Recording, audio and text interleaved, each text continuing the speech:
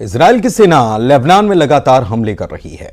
Israel का target है Lebanon में हिजबुल्लाह के एक एक ठिकाने को नस्त नाबूद कर देना, अंत करना। और इसीलिए लेबनान में कई शहरों पर ताबड़तोड़ हवाई हमले अभी भी जारी हैं और कई दिनों से जारी है। इस बीच खबर है कि लेबनान के जंगल में भी आग लग गई है और इसे बुझाने की तैयारियां जो हैं वो तेज हैं।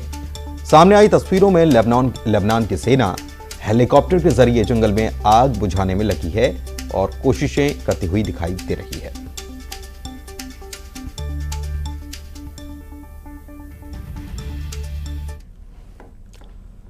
इजराइल को खतरा है कि ईरान की तरफ से किसी भी वक्त अब हमला हो सकता है और अगर हमला हुआ तो इसमें हिजबुल्लाह के भी शामिल होने का सिग्नल मिल चुका है।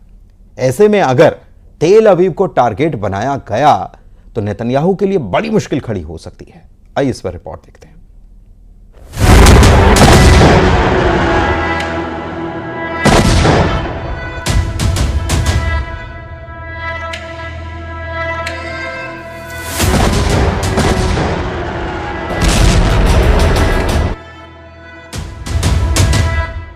एक तरफ ईरान से अटैक और दूसरी तरफ हिजबुल्लाह का हमला।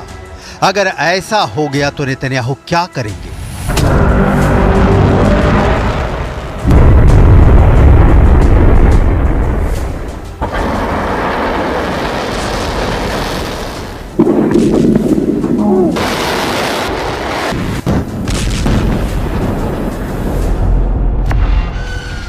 वॉर रूम में बैठकर प्लान बनाने वाले नेतन्याहू के सामने ऐसा खतरा मंडरा रहा है जिसके बारे में उनका अंदाजा जहां खत्म होता है, ईरान और हिजबुल्लाह ने वहां से आगे सोचना शुरू कर दिया है।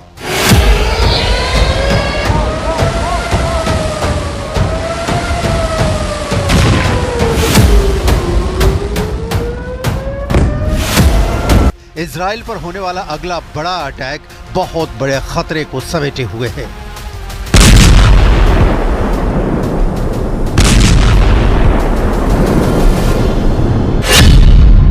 यानी नेतन्याहू के सामने हिजबुल्लाह के 1.5 लाख रॉकेट हैं और दूसरी तरफ है ईरान की 2 लाख मिसाइल। नेतन्याहू इन दोनों से एक साथ कैसे लड़ेंगे? यानी जब हिजबुल्लाह और ईरान का डबल अटैक होगा तो इतने बड़े हमले को इजराइल कैसे काउंटर कर पाएगा?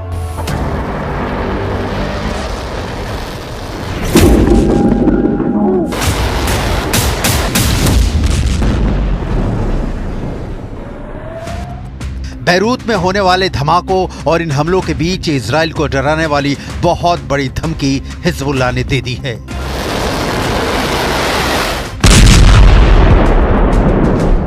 नेतन्याहू बेचैन हैं कि अब इजराइल को कैसे बचाएंगे, क्योंकि जितनी तबाही इजराइल ने बैरूत में मचाई है उससे 10 गुना गुस्सा यहां इजराइल के खिलाफ फैल चुका है। We saw lots of destruction on the way there in the towns surrounding Marjayoun, including as we drove through Nabatea. And this was obviously a few days ago before the increase in bombardments in Nabatea.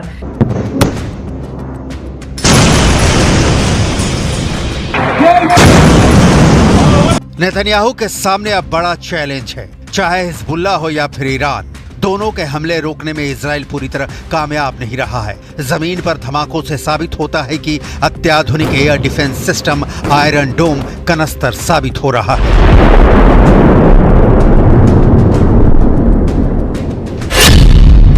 Hezbollah ने कहा है कि अब target पर पूरा Israel है। Israel के target पर कौन कौन से शहर हैं देख लीजिए। सबसे करीब टारगेट बन चुका है हाइफा, इसके बाद है अशदोद, अश्केलोन, तेल अवीव और हिजबुल्लाह के रॉकेट की रेंज तो इससे भी आगे है।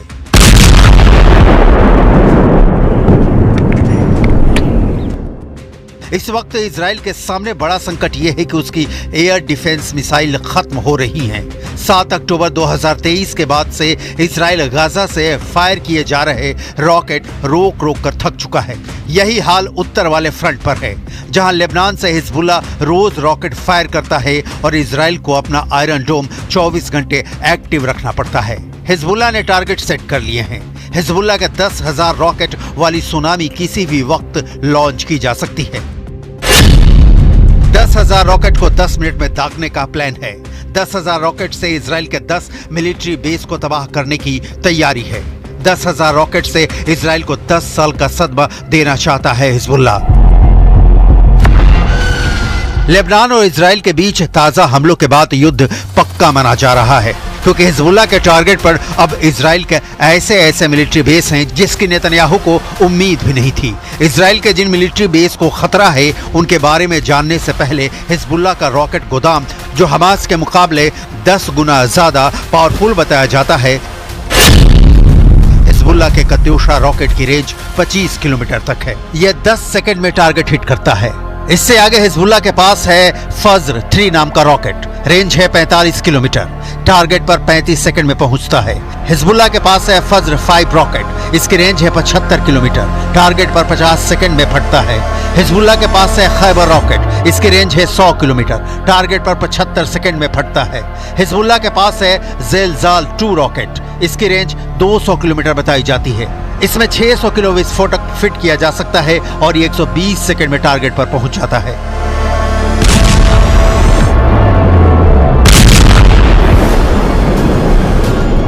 यानी हिजबुल्लाह का रॉकेट का गोदाम पूरे इजराइल को कवर करता है।